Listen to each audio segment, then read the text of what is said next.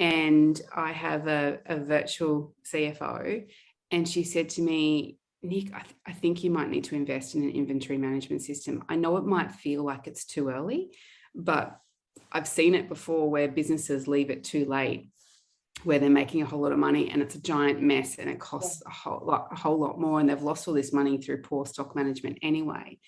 And so I've done exactly that. I've overinvested in my inventory management that is all beautifully automated with Xero and Shopify, and I don't even have to think about it because I know that as we grow, that will be fine. So it's hard, but sometimes you've got to spend a little bit up front to get that quality to set you up for success. And insurance is a basic one, but that's another example. I think start with the end in mind is a really good message for entrepreneurs. Do not skimp on your systems and processes in the beginning, because it comes back to bite you at a time where you're growing and your wheels are spinning, and you just don't have time to really, really look at that implementation. It kind of holds you back at that stage if you haven't thought it through right from the start. So I think that's fantastic advice.